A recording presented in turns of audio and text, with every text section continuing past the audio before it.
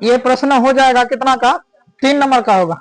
चलो बातचीत मत करो, ये प्रश्न हो जाएगा 3 नंबर का प्रश्न होगा। और 3 नंबर का प्रश्न जो कि एक्सरसाइज हो जाएगा कितना का है, एक्सरसाइज 13.3 का प्रश्न नंबर 3 का होगा, समझो। और ये 3 नंबर का प्रश्न में दिया गया है व्यास 7 मीटर, व्यास है 7 मीटर वाला 20 मीटर गहरा गहरा एक कुआं खोदा जाता है। मतलब एक कुआं खोदा जाता है, ठीक है। और खोदने से निकाली हुई मिट्टी को, इसको खोद करके निकाली गई मिट्टी को, ठीक, मिट्टी को समान रूप से फैलाकर 22 मीटर गुना 14 मीटर वाला एक चबूतरा बनाया जाता है, ठीक है, बनाया गया है। इस चबूतरे की ऊंचाई ज्ञात करना है, समझो थोड़ा ध्यान से।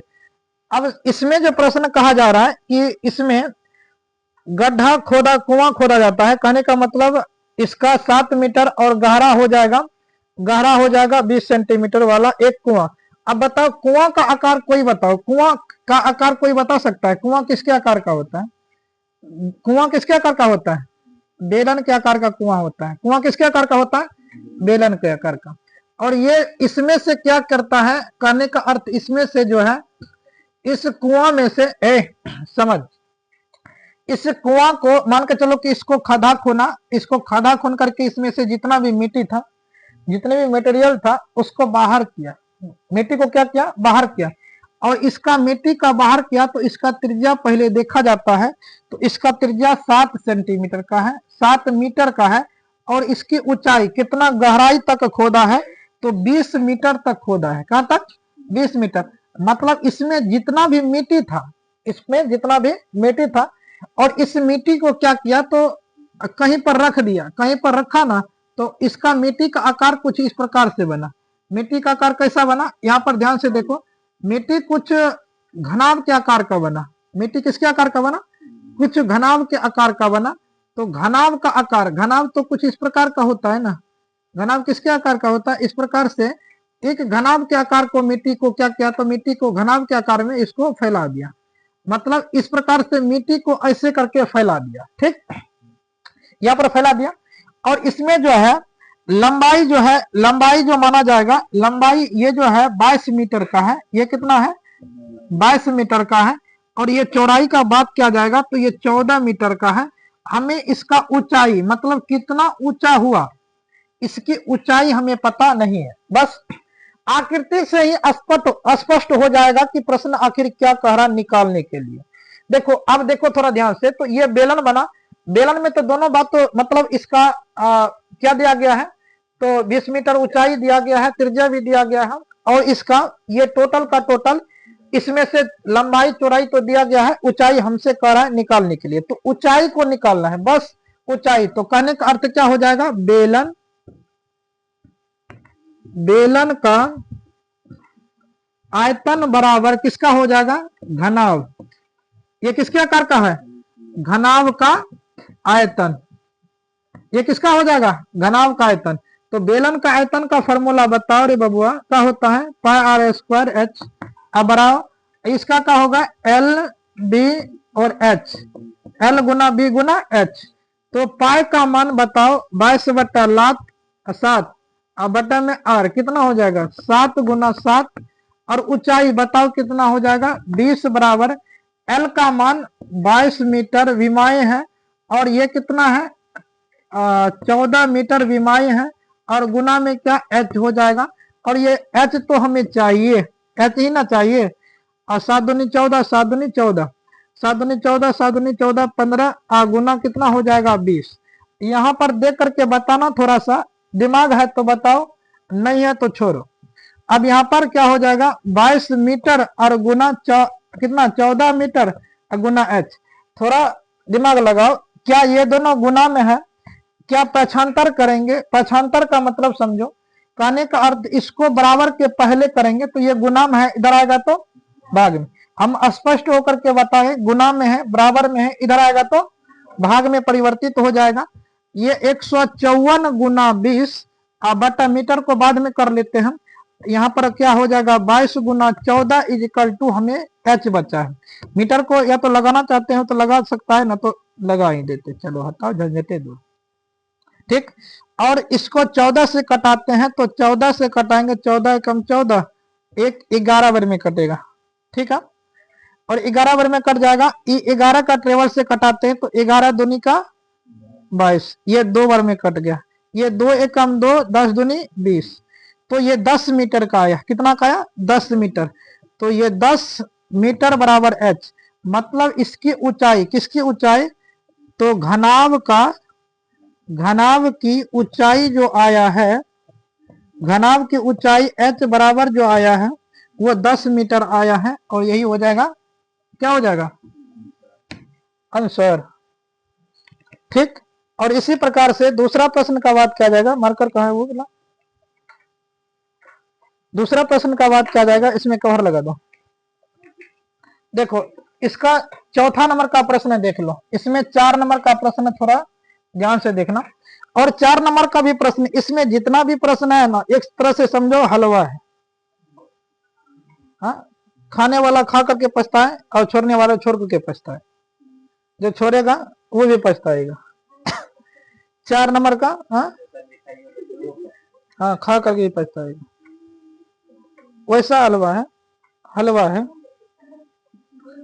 ठीक, चलो हटाओ बात। इसमें जो है 4 नंबर का प्रश्न में जो दिया गया है, व्यास 3 मीटर का है। व्यास कितना का है? 3 मीटर का। काहे गदावा लिखत है रे? लोग ले लो का। व्यास 3 मीटर का एक कुआं है। व्यास 3 मीटर का, अरे हाँ, व्यास 3 मीटर का एक कुआं है। कुआं यानी कि 14 मीटर गहराई तक खोदा जाता है। ये भी कुआं ही है, इसको 14 मीटर तक खोदा जाता है। इससे निकाली हुई मिट्टी को कुएं के चारों ओर, मतलब कुआं जो है उसके चारों ओर, मतलब कुएं के चारों ओर, समझ पहले बढ़िया से, कुएं के चारों ओर। हाँ, कहने का अर्थ कुएं के चारों ओर, किसके चारों ओर? कुएं का चारों ओर, समझो ध्यान से। कहने का अर्थ जो है, इसमें जो कहा जा रहा है प्रश्न में, मान के चलो कि ये इस प्रकार से एक कुआं है। ये क्या है? कुआं है।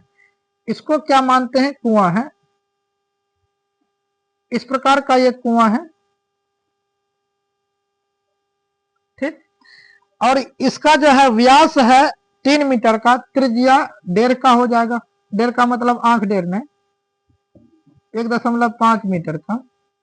और इसका ऊंचाई का मतलब, ऊंचाई इसका जो दिया गया है, इसका ऊंचाई जो है कितना का है बताओ? 14 मीटर का है। अब इसमें निकालेगी मिट्टी को, मतलब मिट्टी को इसमें से निकाल लेता है, समझो। इस मिट्टी को निकाल करके इसके चारों तरफ फैलाते हैं। चारों तरफ मतलब जो है कुएं के पास जाकर के देखना ना, कुआं नयानगर में है ना, यहाँ जैसे कुआं रहता है ना, इसके चारों तरफ बाउंड्री बना हुआ है। इसके चारों तरफ ऐसे करके ऊंचाई तक का, यहाँ से लेकर के यहाँ तक बाउंड्री बना हुआ है पूरा चारों तरफ से गोलिम्मा। और ये बिचवा में क्या है? कुआं है। बीच में क्या है? कुआं है। और इस प्रकार से यहाँ पर क्या है? कुआं है। तो चारों तरफ क्या बिल्डिंग है, कह सकते बाउंड्री दिया गया है। और उसके बाद जो है इसमें से जितना भी मिट्टी निकलता है इसको इसी पर रखा जाता है, मतलब इसका मिट्टी निकाल करके इसमें रखना। तो ये आकृति जो बनता है कुछ किसके आकार का बनता है वो देखते हैं। तो मिट्टी को जो है इस प्रकार से रखा जाता है। निकाली गई मिट्टी को चारों ओर 4 मीटर चौड़ी, क्या 4 मीटर चौड़ी एक वृत्ताकार वलय, एक वृत्ताकार वलय बनाते हैं।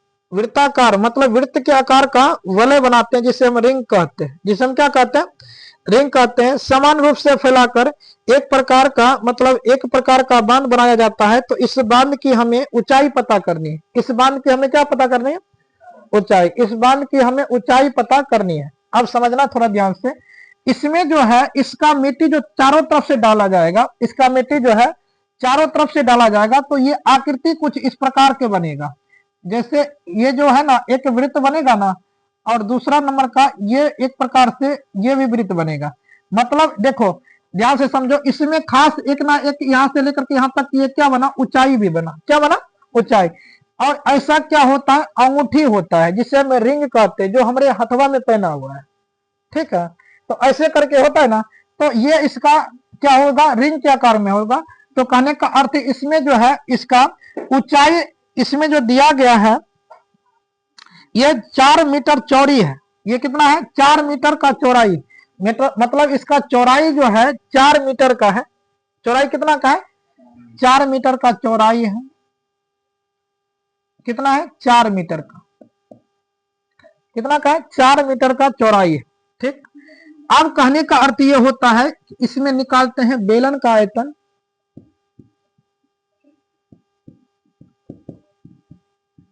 आयतन बराबर रिंग का आयतन कर देगा, आयतन ही कर देते हैं। आयतन में इसका जो होगा बेलन का आयतन का फॉर्मूला बताओ।